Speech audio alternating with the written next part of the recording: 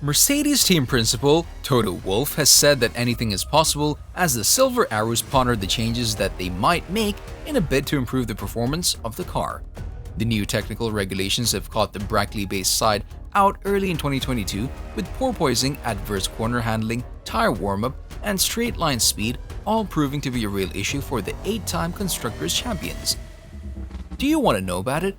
Well, stay tuned to the video and watch the video till the end. Hello fellow Formula 1 lovers, welcome to Grand Prix Zone. Hit the subscribe button and turn on the notifications to join us as we deep dive into the Formula 1 drivers, teams, and cars. Hit the like button to show your support, and in this video, we're going to talk about Mercedes makes a crucial decision for GP Spain. So without any further ado, let's begin. With Mercedes still unable to eradicate their porpoising problems, Toto Wolff says he wouldn't discount the team reverting to the specification they ran at the opening Bahrain test.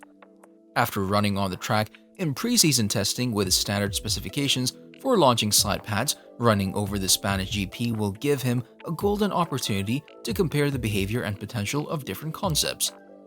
After limited progress so far this year, Mercedes thinks a call must soon be made as to whether to proceed with a zero-under solution or do something different. They opted to race the zero-pod design in the opening 5 races of this championship, but it's said to be hindering the team's efforts to resolve their bouncing. Lewis Hamilton took a swipe at his Mercedes team after being outshone by George Russell at the inaugural Miami Grand Prix.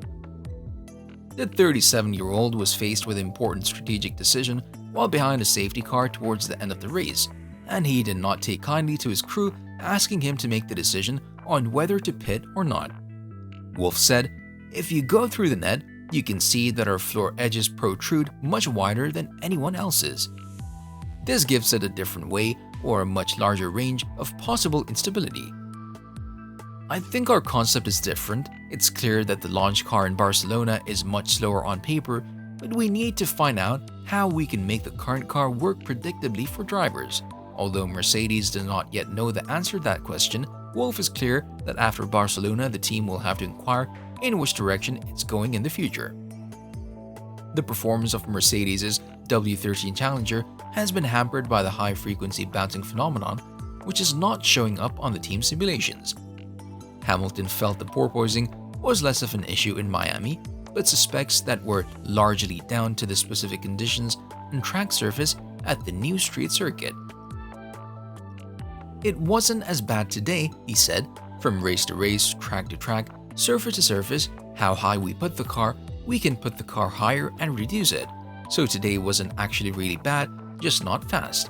Mercedes race engineer Peter Bonington asked the driver whether he wished to take on new tires during a late safety car, and while Russell, who started 12th, took advantage of the incident to make the only tire switch of his race, Hamilton decided to stay out. His teammate was ultimately able to use his fresher tires to secure a 5th successive top 5 finish in 2022, 1 place ahead of Hamilton, who was angry. "In that scenario, I have no clue where everyone is, so when the team says it's your choice, I don't have the information to make the decision," Hamilton said. "That's what your job is. Make the decision for me, as you have all the details and I don't.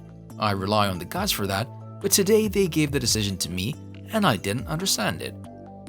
When you're given that responsibility, it feels like gambling, and I don't like that. It was just a bit unfortunate." Speaking to Sky Sports, the Austrian said, "I wouldn't discount anything. But we need to give all of our people that have produced great race cars in the past the benefit of the doubt, and we believe this is the route to go. We need to find out how we can make the current car work predictably for the drivers. We're faithful to the current concept. We're not looking at the lady next door if we like it more or not, because it's still good. We need to understand before we make a decision on another concept, where did this one go wrong? And what's the goodness of the concept and what's the badness of the concept?" Both drivers have indicated that they would like their futures known in the coming weeks, so Wolff sparked surprise on Friday at the French Grand Prix when he claimed news on the second Mercedes seat would be known somewhere in the winter, I think. I don't know if it's December, January, February. Wolff's suggestion of a winter's decision never seemed like it could be serious, and his admission that it was a joke came as a little surprise in the end. Verstappen's bid has been aided by early Red Bull upgrades in their new 2022 car, though Leclerc may get a boost himself this weekend as Ferrari mull bringing their first major package to Barcelona. Leclerc, who's aiming for his first World Championship, says he's happy being hunted over 66 laps, a chess match played out between the pit walls of the two teams, with Red Bull making an aggressive opening gambit while Mercedes played the long game and forced Verstappen into checkmate on lap 59. We have no idea about fuel loads or engine settings. Mercedes was running its normal weekend practice strategy, which would be in line with other top teams. In the end, Charles Leclerc was fastest in Q3 for Ferrari, and Mercedes, Hamilton that is, was 0.934% slower. He was closer to the fastest in Q2 at 0.748% off the pace. The speed range in Miami was from something like 80 to 330 km per hour. The average speed for a 1 minute 30 second lap is roughly 216 km per hour. As a rough guide, that is the sort of speed you would design your cooling to be working at its most efficient. Based on the way the tires behaved in Friday practice, the consensus among teams was that it would be a one-stop race, but by remaining open-minded, a two-stop Mercedes kept itself in contention for victory. First blood went to Red Bull as Verstappen, who started second on the grid, muscled his way past Hamilton at turn 1 and into the lead. Track position is vitally important at the Circuit de Barcelona, Catalunya, and in theory, Verstappen's lead would allow Red Bull to dictate the pace of the race.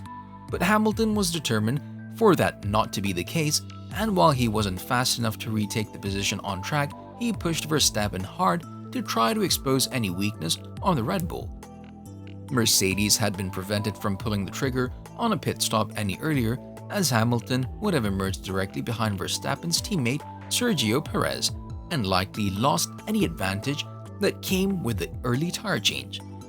He called himself in, Red Bull team boss Christian Horner said, so we weren't expecting him, which is why the pits weren't ready, so that's why the stop was slow. Now that we've come to the end of this video, I want to thank you for sticking with me, and I'd love to know what you think of it. Just comment down below. Also, if you like this video, make sure you like it and stay safe. This video's over, but if you want to see more, there's one on your screen right now, and there are a few more Formula 1 videos coming soon. I'll see you in the next video.